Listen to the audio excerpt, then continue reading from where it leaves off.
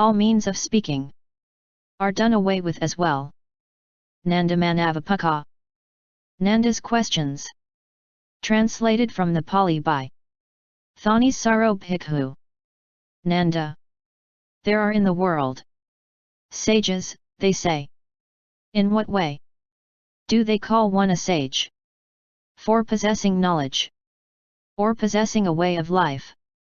The Buddha. Not on account of his views, learning, or knowledge. Do the skilled here, Nanda, call one a sage? Those who live disarmed, undesiring, untroubled.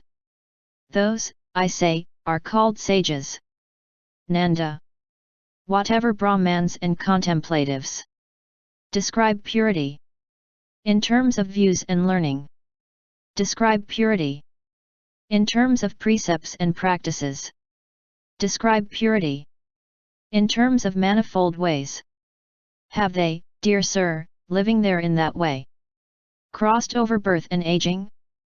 I ask you, O blessed one. Please tell me. The Buddha. Whatever Brahmans and contemplatives describe purity in terms of views and learning, describe purity in terms of precepts and practices, describe purity in terms of manifold ways.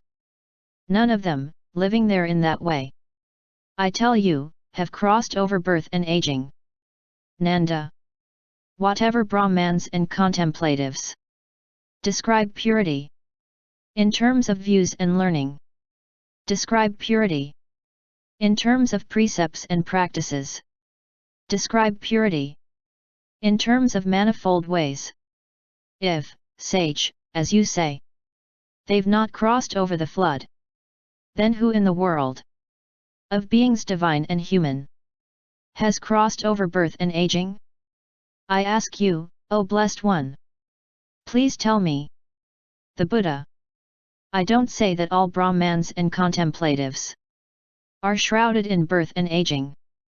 Those here who've abandoned what's seen, heard, and sensed, precepts and practices, all who've abandoned their manifold ways.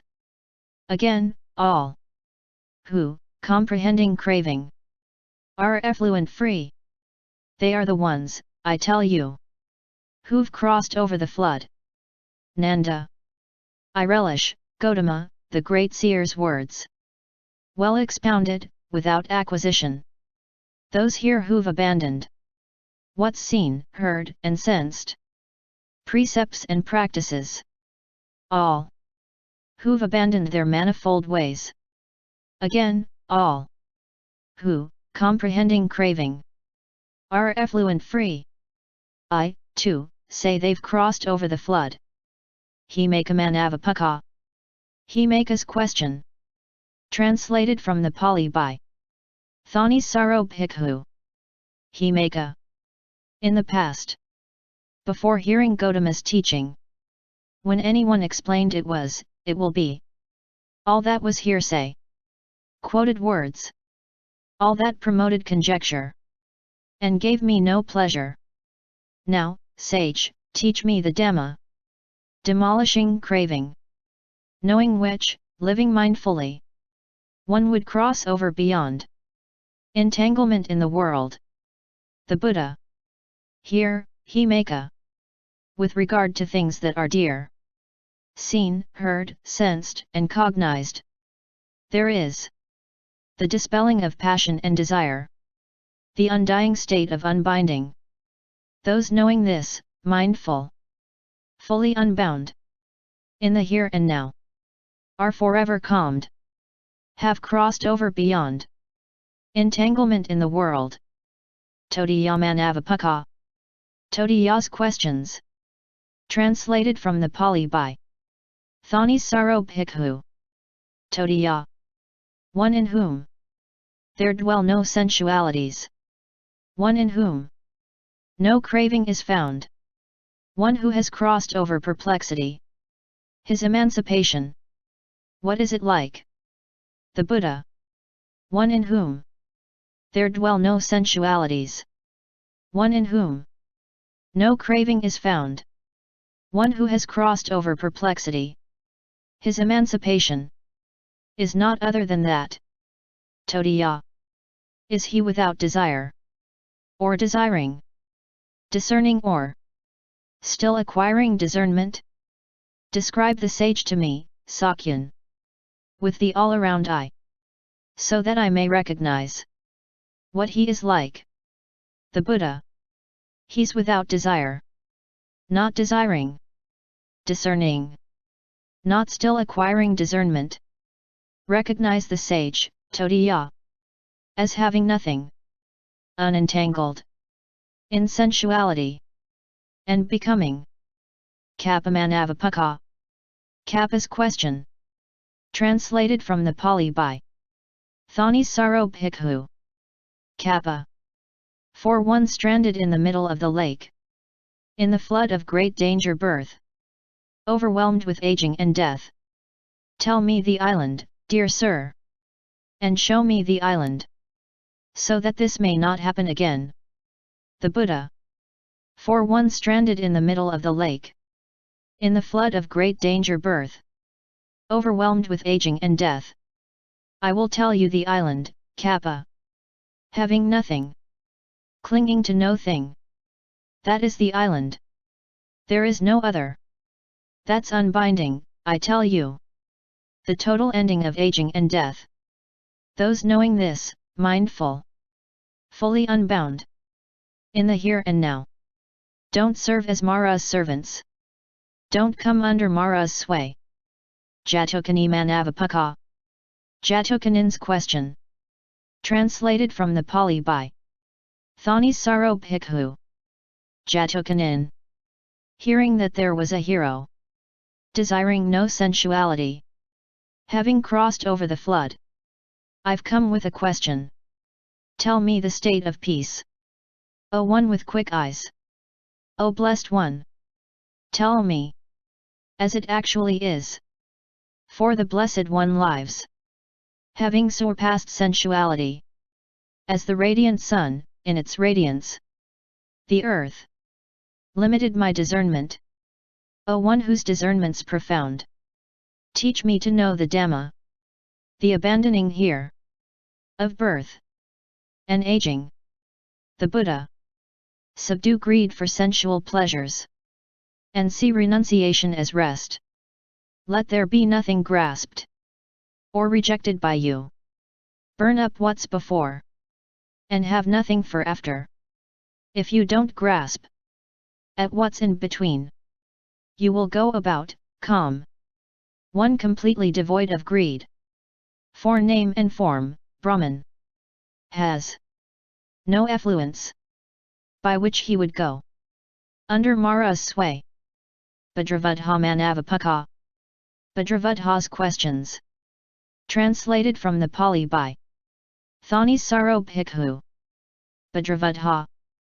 I entreat the one who is very intelligent, released, unperturbed, who has abandoned home, abandoned delight, abandoned resemblances, cut through craving, crossed over the flood. Having heard the Great One, they will leave the many gathered from many lands, hero, in hope of your words. So tell them, please, how this Dhamma has been known to you. The Buddha. Subdue craving and clinging all. Above, below, across, in between. For whatever people cling to in the world, it's through that Mara pursues them. So a monk, mindful, seeing these people clinging to entanglement, as entangled in death's realm, should cling to nothing in all the world, every world. Udayamanavappaka. Udaya's questions. Translated from the Pali by Thanissaro Bhikkhu. Udaya. To the one in Jhana, seated dustless, passionless, his task done, effluent free, gone to the beyond of all phenomena. I've come with a question. Tell me the gnosis of emancipation, the breaking open of ignorance, the Buddha, the abandoning both of sensual desires and of unhappiness, the dispelling of sloth, the warding off of anxieties, equanimity and mindfulness purified, with inspection of mental qualities, swift in the forefront. That I call the gnosis of emancipation, the breaking open of ignorance. Udaya. With what is the world fettered? With what is it examined? Through the abandoning of what is there said to be unbinding? The Buddha. With delight. The world's fettered. With directed thought. It's examined. Through the abandoning of craving. Is there said to be unbinding? Udaya. Living mindful in what way does one bring consciousness to a halt? We've come questioning to the Blessed One. Let us hear your words. The Buddha. Not relishing feeling inside or out. One living mindful in this way brings consciousness to a halt. Parayanavagga. Posala's questions. Translated from the Pali by Thanissaro Bhikkhu. Posala. To one who reveals the past, unperturbed, his doubts cut through, who has gone to the beyond of all phenomena. I've come with a question. I ask the Sakyan about the knowledge of one devoid of perception of forms, who has abandoned all the body, every body, who sees, within and without, there is nothing. How is he to be led further on? The Buddha, the Tathagata, knowing directly all stations of consciousness, knows for one stationed in them, release, and the steps leading there, knowing directly the origin of nothingness to be the fetter of delight. One then sees there clearly. That's his genuine knowledge. The Brahman who has lived to fulfillment. Mogarajamanavapaka. Mogaraja's question. Translated from the Pali by Thanissaro Bhikkhu. Mogaraja. Twice now, O Sakyan, I've asked you, but you, O one with eyes, haven't answered me. When asked the third time, the divine seer answers. So I have heard. This world, the next world, the Brahma world with its devas, I don't know how they're viewed by the glorious Gautama. So to the one who has seen to the far extreme, I've come with a question. One who regards the world in what way isn't seen by death's king? The Buddha. Always mindful, Mogaraja. Regard the world as empty, having removed any view in terms of self. This way, one is above and beyond death. One who regards the world in this way isn't seen by death's king. Pingiya manavapaka. Pingiya's question. Translated from the Pali by Thanissaro Bhikkhu. Pingiya. I'm old and weak. My complexion dull. I've blurry eyes and trouble hearing.